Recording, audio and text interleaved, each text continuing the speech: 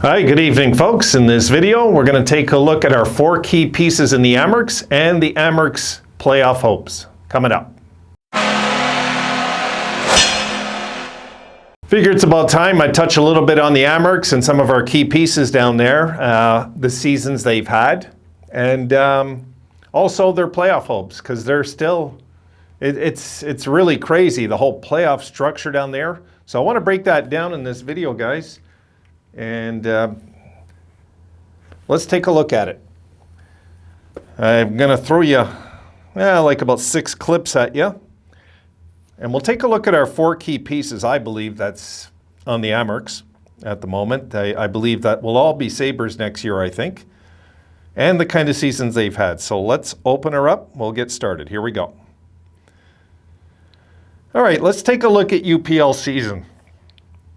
His numbers don't look that impressive, huh? They really don't. I mean, 330 goals against, an .899 save percentage, 14, and 6, and also just 1 shutout.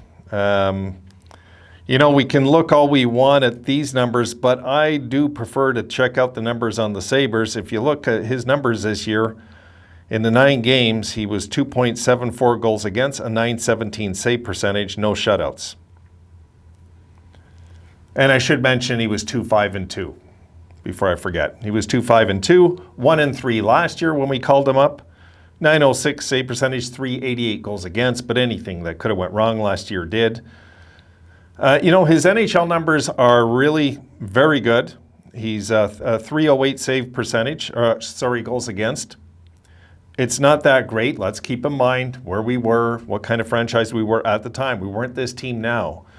And a .913, very impressive .913 save percentage in his 13 career NHL games.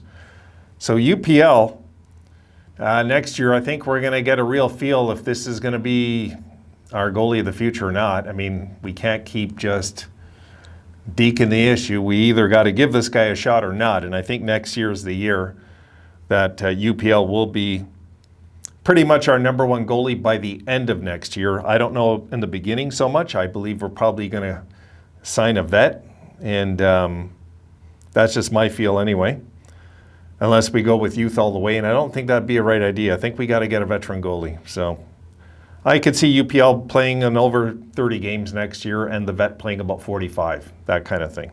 45, he gets 33, 34, and whatever after that, you know? So UPL season, it hasn't looked that great in the Amerks, but the way it started, it's a lot better. All right, who do we got next? All right, here we go. Oskari Laaksonen is 5 goals, 29 assists, 34 points, and he's a -9 for the season. I do think he'll be up with the Sabres next year. He's supposed to be, I believe, one of our pieces of the future, and I think the future will be next year. And of course, he is a right-handed shot. That'll help. That's not going to cover the whole right-handed thing, but I think it'll help. And he's a big boy. He's 6'2", but only 172 pounds. I can see him up next year. He's got some offensive swing, but at the same time, I don't know. I don't see enough of these games, guys. I wish I could see the Amerks games. I do. I really do. All I get to see is clips and videos, and I don't get to see and hear from you guys what you guys see that go to see these games. I don't have any access to these games. If you guys know any stream sites or anything, please let me know, because if they make the playoffs, I'm going to want to watch. Okay, next one. And let's go to, next one is Jack Quinn. Here we go. Oh, sorry. No. JJ Peterka. My bad. So Peterka this year was called up for just 2 games. Now, with Rochester, 69 games, 25 goals, 39 assists, 64 points. Very impressive rookie year in Rochester. Very, very impressive. And he's a -8. But again, it's not a powerhouse team. Let's not forget that. And we basically took everything from them that they needed at the time. I mean, we were calling up Quinn or whatever, and then, you know, but, you know, we took Krebs away, and I mean, I get it. This is what they're there for, but I'm thinking for the team's sake in that dressing room, You know, it would have been good for them to have some of our guys that are on the squad now, but we can't break up the team. So yeah, Peterka had a very good year down there. I think he'll be a Sabre next year. I'm sure most of you feel the same way. I do. I think he'll be a Sabre next year. There's not much doubt in my mind he'll cut the squad next year, provided he stays healthy, comes in shape to training camp and all of it. So I can't see this guy not being a Buffalo Sabre next year either. I think that's why I'm cutting these 4, because I really think these are Buffalo Sabres next year. And finally, here we go. Jack Quinn this time. Here we go. So Quinn, an amazing season down there. 44 games, 25 goals, 34 assists, 59 points, and a -10 rating. And in his 2 games in Buffalo, he did get a goal and an assist, and an even rating there. And you can see last year in Rochester, 15 games, he only had 2 goals. So quite a turnaround there. And I think it's safe to say that this young man will be a Buffalo Sabre next year.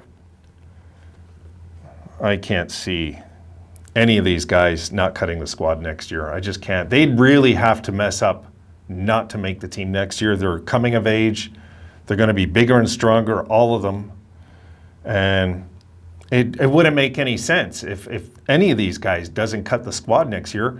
It would be because they really aren't going to cut the squad then, maybe, you know? Like, we know Peterka, Quinn are pretty much shoo-ins. Laaksonen, I think he'll be a Buffalo Sabre next year. From just what I see and the videos I watch and the momentum of his career's picking up, it just feels like he's going to be a Buffalo Sabre next year. I could be wrong. We'll see next year. UPL definitely will be a Sabre next year. Now, I want to show you guys, for those of you that don't know the playoff format, what's going on. The AHL is confusing as heck right now, guys. It really is. I mean, let's just take a look at it. They got 23 teams getting in the playoffs. It's really weird, the whole system this year. And it's a points average, not points, a points average.